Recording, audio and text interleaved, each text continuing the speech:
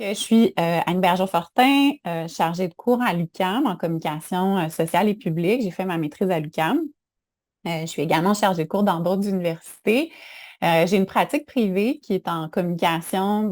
Je travaille au niveau de la communication des équipes, gestion, prévention et résolution des conflits. Je suis médiatrice accréditée et donc j'ai l'occasion de travailler avec différents milieux de travail, différentes situations, puis de tenter le mieux possible de prévenir là, euh, la santé psychologique au travail et de faire une attention particulière aux risques psychosociaux. Donc, on aura l'occasion de préciser de quoi je parle quand je parle de risques psychosociaux. Pour ce qui est de pouvoir agir sur l'ensemble des facteurs de protection, euh, oui, c'est possible d'agir sur l'ensemble. Évidemment, ça va varier en fonction de l'organisation du travail, mais il y a toujours un rôle à jouer en tant que collègue au niveau de protection des risques en santé psychologique. Il faut voir que les facteurs de protection, c'est aussi les facteurs de risque. Donc, autant on peut être en mesure de protection au niveau de la santé psychologique au travail, s'il n'y a pas d'intervention, il n'y a pas d'actions qui sont posées, ça devient des facteurs de risque qui sont assez importants.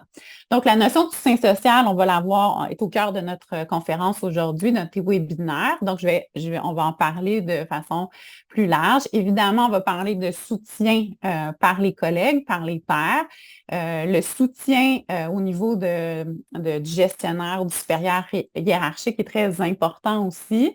Par contre, ça va dépendre aussi de votre organisation du travail. Évidemment, il y a des milieux qui sont plus que la collégialité va prendre plus d'espace, ou la gestion participative. Donc, évidemment, on va voir que le soutien social n'est pas clairement identifié pour les collègues ou pour les supérieurs hiérarchiques. La mesure de reconnaissance est importante aussi. On ne l'aborde pas nécessairement aujourd'hui, mais je vous en parle. Donc, reconnaissance, évidemment, il y a tous les facteurs de reconnaissance qui sont monétaires ou avantages sociaux, etc., qui vont venir appuyer la notion d'effort au travail. Mais la reconnaissance au sens large est aussi importante. Donc, reconnaître le travail de ses collègues, reconnaître leurs bons coups, célébrer l'atteinte des objectifs. Donc, toutes les mesures de reconnaissance, d'appréciation, partagées, évidemment. Donc, ce que les clients ou les membres ont dit de bénéfique, donc faire circuler l'information en fonction de la reconnaissance, c'est un facteur de protection important. Tout ce qui a trait au conflit ou aux différents milieux de travail. On va parler aussi dans certains ouvrages de violence organisationnelle. Donc, peu importe à quel niveau de quel niveau on parle de tension, il reste que de travailler pour une bonne gestion de ces conflits-là, de ces différends-là. C'est un facteur de protection qui est très important. Ça va entraîner évidemment le fait de travailler dans des climats tendus peut amener des enjeux psychologiques, mais des enjeux physiques. Puis c'est là qu'on va voir que tout ça s'entremêle souvent, là. Donc, le fait de ne pas dormir, d'avoir des difficultés de concentration va avoir un impact évidemment sur la santé psychologique. Et bon, c'est très interrelié, évidemment. Donc, on peut participer comme collègue à les climats de travail en augmentant évidemment les communications positives par le dialogue, le feedback, on va l'entrevoir aussi tout à l'heure. La charge de travail. Donc, la charge de travail, c'est peut-être un facteur où on peut moins œuvrer quand on est dans une organisation du travail, on va dire, plus hiérarchique, donc l'attribution de la charge de travail. Par contre, il y a toute la notion de charge émotionnelle qui est associée à la charge de travail. Donc, dépendamment du contexte dans lequel on œuvre, soit parce qu'on travaille avec des gens qui ont des enjeux importants eux-mêmes, des difficultés. Donc, la charge émotionnelle, quand on travaille avec eux, est beaucoup plus grande. On vit des émotions, on vit du stress. Donc, dans ce contexte-là, ça augmente la charge de travail. Même chose si on est dans un contexte particulier, un moment de pointe ou un moment où il manque du personnel dans notre service. On manque de personnes, on est en affichage de poste, il y a des gens qui sont en absence, en congé de maladie. C'est sûr que la charge de travail est plus grande et la charge émotionnelle aussi. Il y a plus de stress, plus d'enjeux, on a de la difficulté, on ne sait pas si on va y arriver. Donc, On peut aussi, comme collègue, travailler à répartir la charge de travail, être plus en soutien par rapport à ça, faire plus d'espace pour la communication, l'échange au niveau de la charge émotionnelle. Communication, information, donc c'est un facteur de protection que d'avoir l'information pour bien faire son travail, communiquer, être au fait des changements, des modifications, pouvoir aussi accéder à ces outils de travail de façon appropriée. Dans des milieux de travail où ça change beaucoup, donc beaucoup de nouvelles personnes, roulement de personnel, pénurie de main-d'œuvre, etc., etc., mais c'est sûr que le circuit de communication d'information est primordial. Puis, tout le monde a un travail à faire pour faire circuler cette information-là. Donc, c'est sûr que les circuits formels vont être attribués à certaines personnes dont c'est le rôle, mais comment on peut aussi, entre collègues, partager l'information qui est importante, mettre au fait les personnes avec qui on travaille des notions qui sont peut-être moins visibles, qui appartiennent plus à la culture de l'organisation. Et on parle le dernier facteur de facteur de risque, on parle d'autonomie décisionnelle. Donc, c'est plus un facteur organisationnel d'avoir l'autonomie dans le cadre de son rôle, de prendre des décisions, de ne pas nécessairement attendre après quelqu'un quelque chose, mais pouvoir opérer son travail dans la mesure où c'est entendu au niveau du rôle, des responsabilités. C'est sûr que l'autonomie décisionnelle va reposer sur la relation avec le gestionnaire, avec ce qui a été donné comme indication. Par contre, c'est possible qu'on se pose des questions aussi, qu'on n'est pas sûr de pouvoir prendre cette décision-là, de comment le faire. Donc, les collègues vont venir jouer aussi un rôle par rapport à cette dimension-là, de pouvoir opérer avec autonomie au niveau de son travail. Tout ça repose beaucoup sur des modèles de recherche, de chercheurs. Donc, il y a le premier modèle qui demande l'attitude du soutien au travail, qui vient nous indiquer que plus l'autonomie est faible et plus la demande, l'exigence est élevée, plus le soutien social devient important. Donc, en contexte de grande activité, de grande pression, si je ne suis pas en mesure de d'avoir l'autonomie, d'avoir l'information ou la capacité à prendre des décisions dans mon travail, j'augmente et que le soutien est faible, on augmente les risques de maladies psychologiques, physiques. Donc, c'est la base du soutien, de pourquoi on parle des facteurs de protection en santé psychologique. Donc, ça vient jouer un rôle primordial. Et la même chose, on va chercher beaucoup dans l'autre modèle où on va chercher un équilibre entre effort et reconnaissance. Donc, plus mon milieu me demande des efforts, une énergie, une pression, il y a une obligation d'agir, plus la composante reconnaissance va venir équilibrer les réactions ou les symptômes que je vais avoir de manière physique ou psychologique. Donc, reconnaissance, on les a, le salaire, promotion, sécurité d'emploi, estime, respect. Donc, c'est un ensemble de composantes qui viennent confirmer la reconnaissance. Puis, dépendamment de comment on travaille, de qui on est, de ce qu'on vient rechercher dans le milieu de travail, le facteur de reconnaissance n'agira pas de la même façon. Je pense que tout le monde veut un salaire, veut avoir une reconnaissance qui est plus monétaire, mais après ça, le fait d'être estimé, respecté dans son travail, d'avoir des félicitations ou une reconnaissance qui vient des personnes pour qui on fait le travail, va venir faire une différence, va amener une motivation, va amener également un sentiment de bien-être beaucoup plus. Ce ne sera pas le seul facteur qui va agir, mais c'est un des facteurs qui va agir sur le sentiment de bien-être au travail. Ce qu'on va regarder, c'est vraiment le soutien social des collègues. Donc, comment, comme collègue, on peut agir en faveur de la santé psychologique de son entourage au travail pour préserver justement les symptômes psychologiques et aussi physiques, comme on l'a vu tout à l'heure.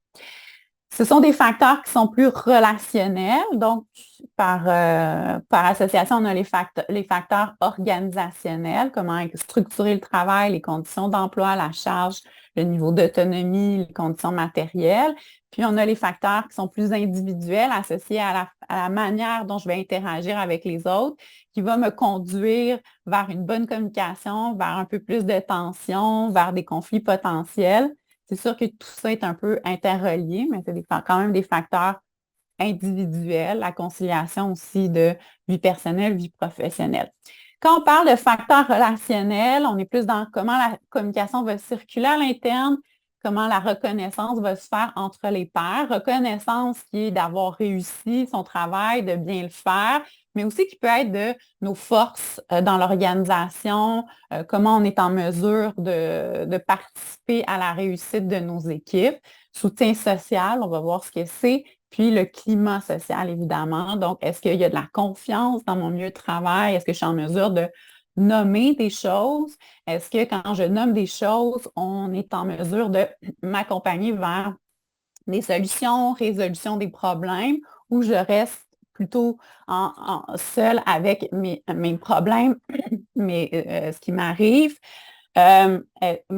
Donc, à quelle mesure j'ai un soutien social, puis en quelle mesure mon climat, donc mon environnement relationnel me permet de nommer des choses et de recevoir un appui.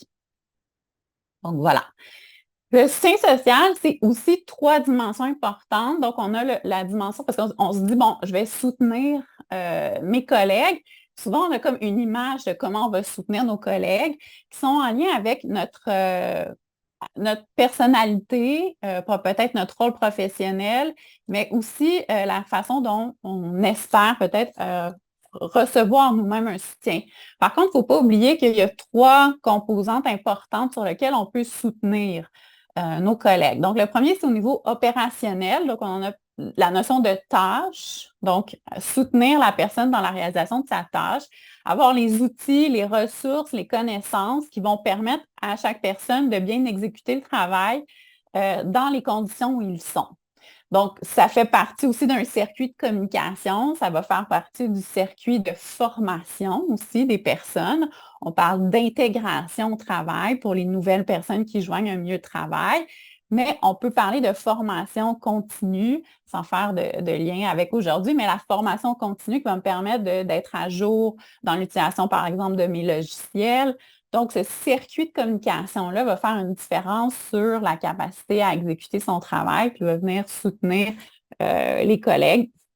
Donc, ça va faire partie d'un des facteurs de soutien. On a la notion d'informationnel, qui est, oui, l'information qui entoure la tâche, mais qui est beaucoup plus au niveau aussi de perspective, conseil, comme voir plus grand que ce que je sais déjà, être en mesure des fois de clarifier mon rôle, clarifier mes responsabilités, les attentes, comprendre mieux la culture organisationnelle, puis avoir des fois une perspective justement de conseil, de dire, bien, je suis face à un enjeu, face à un problème, comment faire pour me sortir de là? Bien, as-tu pensé à tel aspect, à tel outil?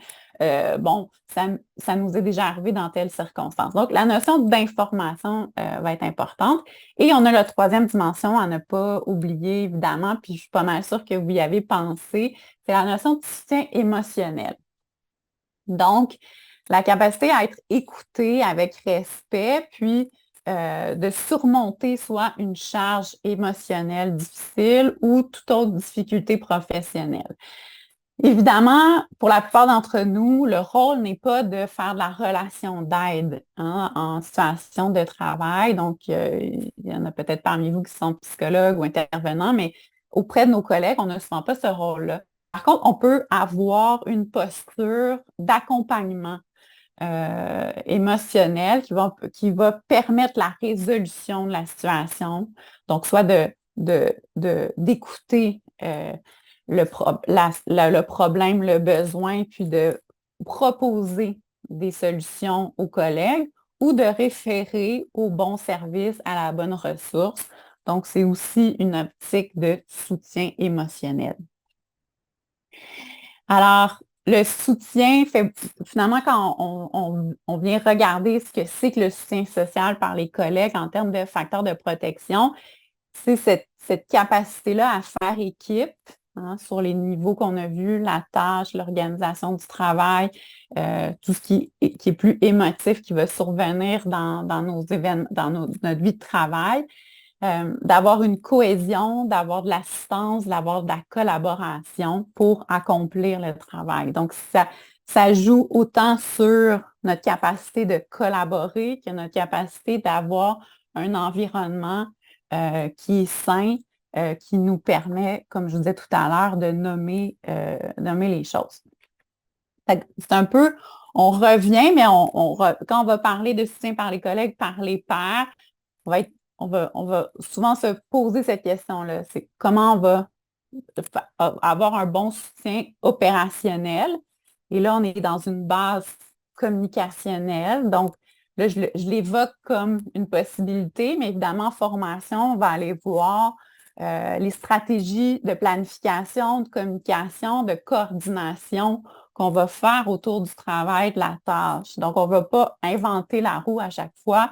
On veut avoir des modèles qui nous permettent de se soutenir justement autour du travail, de la tâche, pas juste en période de pointe, pas juste en période d'urgence, mais dans un circuit assez régulier. Puis, comment aussi avoir des pratiques communicationnelles qui vont être en faveur du soutien émotionnel. Donc, on va parler de feedback, on va parler de résolution de situations de tension ou de différends. Donc, il y a des processus, il y a des qui vont pouvoir appuyer notre travail. Donc, de bien s'orienter, de bien faire les choses, d'être en mesure d'offrir pas juste une écoute hasardeuse, mais une écoute qui tend à résoudre les problèmes. Ça, c'est juste pour soulever que, évidemment, les facteurs de risque augmentent énormément quand on va parler d'isolement, d'absence de coopération, de conflits interpersonnels. Donc là, on a une étude qui montre l'augmentation du facteur de dépression majeure, mais il y aurait d'autres composantes en santé psychologique qui pourraient être relevées aussi. Donc, la notion ça nous pose une question aussi par rapport au télétravail ou à notre organisation du travail, comment mettre en place d'autres façons de fonctionner. Je vois que le temps avance vraiment vite, mais ça résume ce qu'on s'est dit. Donc, écoute, empathie quand la personne a un problème, comment on fait ça, les conseils, aller chercher de l'aide ou offrir des nouvelles perspectives, qui est une posture un peu d'accompagnement. On pourrait parler de coach ou d'une posture où on vient se mettre côte à côte avec l'autre personne pour entrevoir d'autres possibilités. Donc, encore là, on va parler de communication. Donc, très important aussi de travailler dans des climats où on sollicite les émotions positives. Donc, le fait d'être apprécié, d'être traité en partenaire, d'être reconnu va inviter aussi la collaboration. Donc, il y a vraiment un cercle vertueux à entreprendre entre comment je suis perçue dans mon milieu de travail, puis comment j'ai envie finalement de collaborer, coopérer, puis faire partie de ce soutien-là. Donc, c'est là que entre en ligne en jeu la notion de civisme. Ça commence par le civisme, ça commence par les bonnes pratiques de communication de base, on va dire, dans le milieu de travail. Puis, on peut aller augmenter tranquillement vers des communications plus interpersonnelles, engagées, notamment le dialogue, notamment le feedback, qui vont nous permettre justement d'aller au-delà des interactions simples ou des interactions limitées. Ça, on pourra évidemment revenir dans tout ce qui est écoute. L'écoute va favoriser la résolution des problèmes, puis la résolution de problèmes pouvant être appliquer une résolution vous-même ou à référer aux bonnes personnes.